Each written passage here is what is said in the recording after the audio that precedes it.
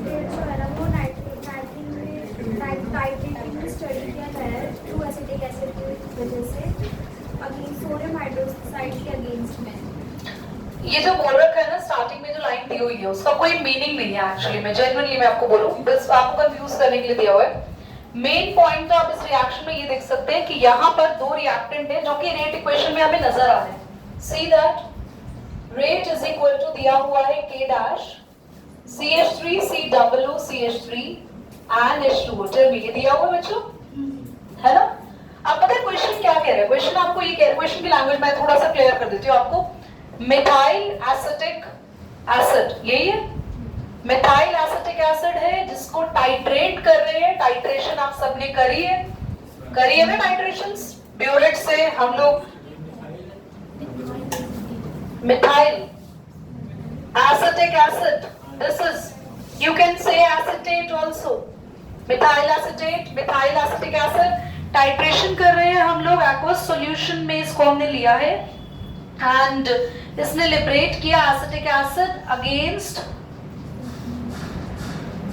Sodium hydroxide. तो question यहाँ पर बस सिंपल लैंग्वेज में आपको ये कहना चाह रहा है कि हम लोग मिथाइल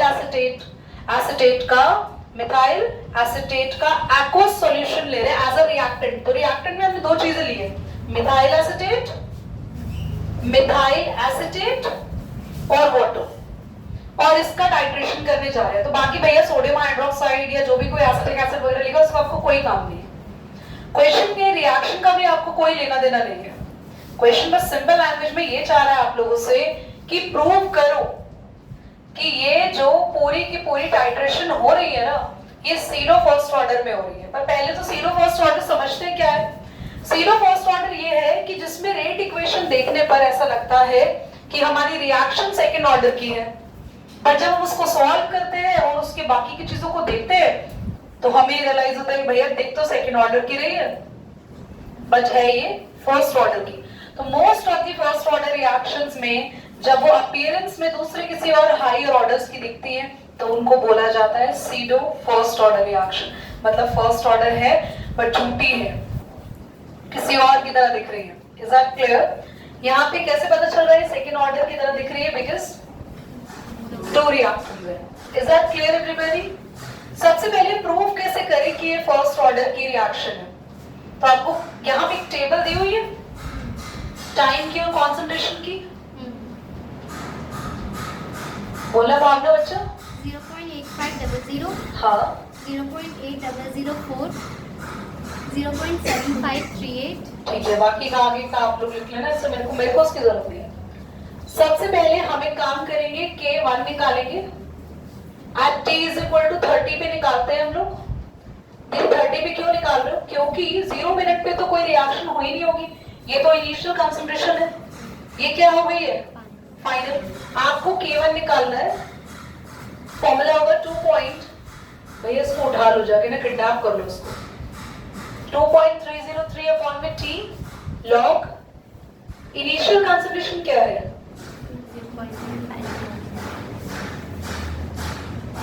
क्या आप लोग K कैलकुलेट खुद से कर सकते हैं? प्लीज हम लोग कैलकुलेशन में कोई टाइम या वेस्ट नहीं करेंगे, you will do it your own. अब at t is equal to 16 पर हम K2 निकालेंगे और बेटा आपको एग्जाम में टोटल यहाँ पर K3 निकालने होंगे। 16 इनिशियल कंसंट्रेशन ये रहेगी, फाइनल कंसंट्रेशन 60 पे कितनी है? ऐसे आप यहां पर K3 भी कैलकुलेट खुद से कर लेंगे और जो तीनों K की वैल्यू आएंगी यानी तीनों एक्सपेरिमेंट्स पर हर टाइम पे अगर rate constant through out the reaction same चल रहा होता है, ऑलमोस्ट सेम वैल्यू चल रही होती है, तो ये इंडिकेशन है कि कोई और ऑर्डर नहीं है, it is only and only first order. देखने में कैसा है पर है क्या? So it is pseudo first order chemical reaction. इतना क्लियर हो गया सभी को? ठीक है, तो ये एग्जाम में मैं कोशिश करूं कि भैया आपके लिए दुआ करते हैं 5 नंबर में आ जाए, कुछ करना ही नहीं है और K की वैल्यू को ना जबरदस्ती सेम बनाना है। शो क्या करना है? तो मतलब करना ही है ना शो, ऐसा तो नहीं पूछा ना इज इट, तो शो करना ही है जबरदस्ती। एक K की वैल्यू निकाल लेना, बाकी उसके आसपास चिपका देना। Is that clear? सारे के निकालने की जरूरत नहीं है। आगे ये एग्जाम में करना, यहाँ तो कैलकुलेट करके देखना अपने आप ना।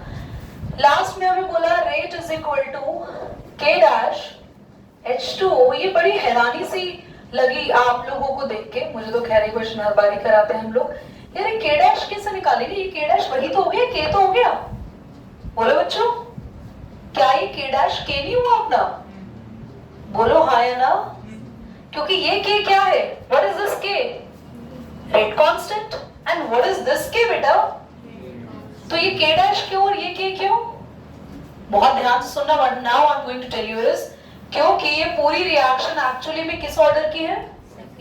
सेकेंड। ओहो, घर तो मेरे को तुम पर पूरी रिएक्शन एक्चुअली में किस ऑर्डर की है? फर्स्ट ऑर्डर की। पूरी की पूरी कंसंट्रेशन इस पर डिपेंड कर रही है, वाटर पे नहीं कर रही है। Water remain constant. अब आप बोलोगे ऐसा क्यों? यहाँ पे लिखी भी एक लाइन लिखा है, देखो लास्ट में, show that it follows the first order reaction as the concentration of water remain nearly water constant है भैया हमारा। इसका मतलब ये जो पूरा है, ये पूरा का पूरा K dash into H2O that is equal to your K। Actually में इस रिएक्शन का रेट होना चाहिए था, लिखना नहीं उसको, K ये होना चाहिए था। उस K की जगह पर जबरदस्ती क्या लिख के बैठा हुआ है? तो that is equal to K। K कहाँ से आ रहा है? K हमारा यहाँ से तीनों में से कोई भी उठा लेंगे हम। वाटर की कंसंट्रेशन कितनी दे रखी है, यहाँ लगे डिवाइड करेंगे तो हमारे पास, इज दैट क्लियर? चलिए नोट करिए। क्या क्लास आप सब ने कोलिजन का मतलब तो फिजिक्स में सुना होगा बहुत बार, हाँ? कोलिजन मींस टकराना। तो भैया यहाँ भी कोलिजन कुछ ऐसा ही है। आपसे क्या बोला जा रहा है कि अगर दो रिएक्टेंट्स आपस में रिएक्ट कर रहे हैं, एक्चुअली ये थ्योरी इतना सक्सेसफुल भी नहीं हुई है कि हम इस पे 100% रिलायबल है, नहीं। There are lot of theories जो हमें बताती है कि रिएक्शन कैसे होती है, बट उसमें से ये वन ऑफ देम है। It is not only one, but it is one of them. There are number of theories. ये थ्योरी ये कहती है कि हमारे जो रिएक्टेंट्स है वो हार्ड स्फीयर की तरह है। स्फीयर समझते हैं, लाइक अ बॉल, और हार्ड तो आप समझ ही गए कि वो एटम है, तो quite obvious they are very hard. तो ये थ्योरी कहती है दोनों रिएक्टेंट्स आपस में एक दूसरे से कोलाइड करते हैं, टकराते हैं, और जब ये दोनों एक दूसरे से टकराते हैं उसके बाद हमारा प्रोडक्ट बनता है। बट इस थ्योरी के दो ऑब्स्ट्रिकल्स हैं। ऐसा समझ लो कि दो बैरियर हैं। अगर ये दोनों चीजें फ्रूटफुल होती है, फ्रूटफुल मतलब अगर ये दोनों चीजें अप्लाई होती हैं, ये दो चीजें क्या मैं समझाती हूँ, तब जाके प्रोडक्ट बनेगा। पहला फर्स्ट है energy barrier, energy barrier, and the second one is orientation barrier. बेटा ये ना पहले 3 मार्क्स में क्वेश्चन आ जाता था इसके ऊपर। कोलिजन फ्रीक्वेंसी, इन सब बैरियर्स पे 3 मार्क का क्वेश्चन आता था थ्योरी पे। एंड यू वोंट बिलीव इतना आसानी से आप इसको मैं समझाऊंगी, एक्सप्लेन कर सकते हो, and it is very easy to get 3 marks earlier.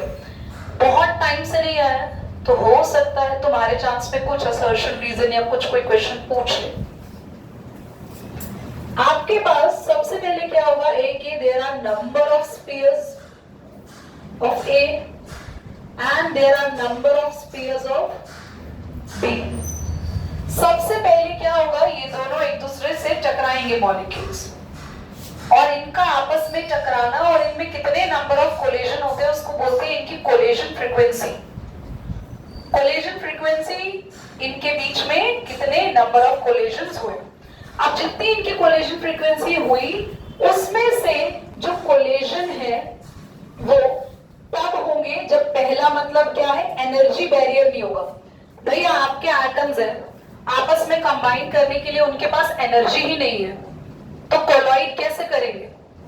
दीदी अगर एनर्जी होती थोड़ी है, एटम्स अपने आप कैसे कंबाइन कर सकते हैं? आप भी सोचो, अगर हम मान लो दो चीजों को रिएक्ट कर रहे हैं तो वो आपस में कंबाइन होंगे कैसे, बताना जरा। क्या एनर्जी आएगी कहां से? Nucleus. Oh my God, you have the nucleus now. Why your body is not reacting? बच्चे, रिएक्शन जब भी होती है, either the reaction is spontaneous itself, हो सकता है कि जो फर्स्ट एटम है वो सेकेंड एटम से मिलकर स्टेबल हो गया हो, क्योंकि फर्स्ट एटम जो है वो अपने आप में एक अनस्टेबल कंपाउंड हो, अनस्टेबल एटम हो या अनस्टेबल मॉलिक्यूल हो, या फिर हो सकता है कि इन दोनों को यूवी रेज की प्रेजेंस में आप एनर्जी दे रहे हो। बहुत सारे रिएक्शन के ऊपर हमने यूवी रेज लिखा है, HNO लिखा है। हीट करते हैं हम रिएक्शंस के लिए, टेम्परेचर भी क्या है, एक सराउंडिंग एनर्जी है। वो एनर्जी क्या करती है, इन रिएक्टेंट्स को मिलती है और ये रिएक्टेंट्स एनर्जाइज्ड होकर एक दूसरे से कोलाइड करते हैं। अब ये एनर्जाइज भी हो गए, कोलाइड भी कर रहे हैं, हमने हीट भी करा, तब भी हम मैम के पास टेस्ट ट्यूब लेके जाते हैं, मैम हमारी टेस्ट ट्यूब में तो रिजल्ट ही नहीं आया, है ना युवांश? बच्चे लेके जाते हैं टेस्ट ट्यूब मैम के पास, तो उनकी टेस्ट ट्यूब में रिजल्ट ही नहीं आता। क्यों नहीं आ रहा रिजल्ट? आपने तो हीट भी कर दिया, एनर्जी भी दे दी मॉलिक्यूल्स को, then why they are not, they are even combining, then why they are not giving the result? ध्यान से देखना, आपके पास एक रिएक्शन है CH3Br, ऑर्गेनिक कहां से आ गई? ध्यान से ये बनाना है आपको एग्जाम में, अगर कोलिजन फ्रीक्वेंसी क्वेश्चन आएगा तो ये भी मैं एक्सप्लेनेशन लिखूंगा, वो भी लिखना है, ये भी करना है। ध्यान से देखो, CH3Br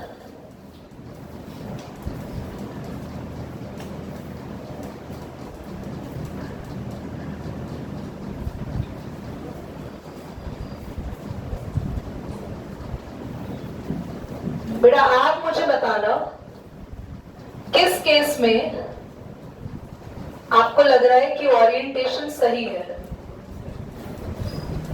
केस ए या केस बी? प्रियांशु ध्यान से देखो बोर्ड पे, फिर तुम्हें समझ नहीं आएगा। लक्ष्य आप बताओ, केस ए या केस बी? Case B. लक्ष्य से पूछा था ना बेटा, इसको तो पता ही नहीं चल रहा है पूछा क्या है। He is looking about that these planters देख रहे हैं आप यहाँ पे आर्टिफिशियल। ए और बी में से आपको बी क्यों लगा? Farooq which one? Why B? वहां पे बीआर क्या होगा? अगर ये कोलाइड करने जाएगा भैया बीआर से टकरा जाएगा, और हमें बीआर को बाहर निकालना है। किसके साथ बॉन्ड बनाना है OH को? कार्बन के साथ। ये बिल्कुल सोता हुआ दिख रहा है, ये पिट के जाएगा मुझसे आज क्लास से। ये OH जो है उसे कार्बन से बॉन्ड बनाना है, तो अगर OH Br के पास जाकर टकराएगा तो ओरिएंटेशन ही खराब हो जाएगा। ओरिएंटेशन का मतलब होता है कि कोलिजन हो और सही हो। कोलिजन तो हो रहे हैं, आपने एनर्जी दे दी, आपने टेस्ट ट्यूब लेके मैम के पास गए, मैम हमारा रिजल्ट नहीं आया, हमारी ब्राउन रिंग नहीं बनी। बनती थी ना ब्राउन रिंग टेस्ट, रिंग ही नहीं बनती थी आधे ज्यादा बच्चों की। हाँ PPT बन जाता था। हाँ ऊपर रिंग ऊपर आती भी थी ना, तो कितनी बार तो होता है बच्चों की रिंग मैम के पास आते आते टूट जाती। तो मैम कहती कोई रिंग नहीं बनी। क्या रिंग बनी तुम्हारी? बच्चा के घर में तो दिखाया था ना रिंग बनी थी। हाँ डिपेंडिंग अपॉन कि आप कितना परफेक्टली रिएक्शन कर रहे हो। फिर आधे ज्यादा तो एक्सपायर्ड केमिकल्स होते हैं ना स्कूल की लैब्स में, सबसे बड़ा प्रॉन्स एंड कॉज तो यही है। खुद कभी कभार टीचर भी ना बुक से पढ़ के रिएक्शन करता है ना, तो टीचर का भी रिजल्ट नहीं आता लैब में।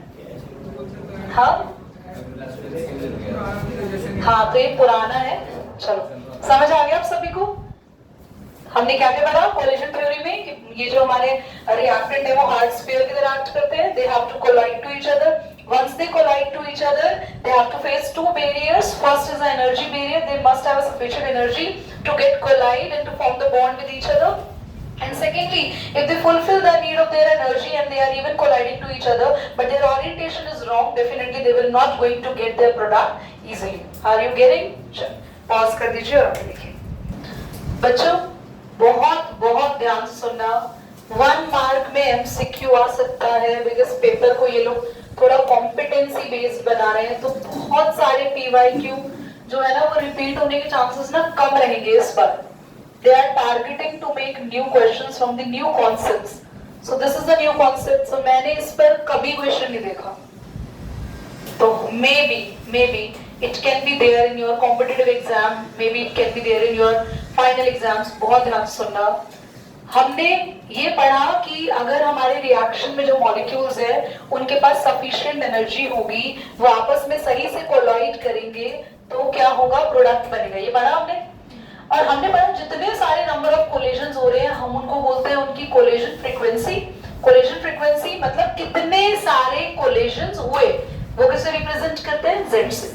बच्चों मान लो आपने एक रिएक्शन करी और उसको माइक्रोस्कोपिक लेवल पर देखा और आपने देखा कि एक रिएक्शन में 1000 कोलिजन्स हुए, पर उस 1000 कोलिजन्स में से सिर्फ और सिर्फ 400 कोलिजन्स ऐसे थे जिनकी वजह से प्रोडक्ट बना, बाकी के सारे तो ऐसे ही टकरा रहे थे, मॉलिक्यूल खुद भी खुद से टकरा रहे थे आपस में।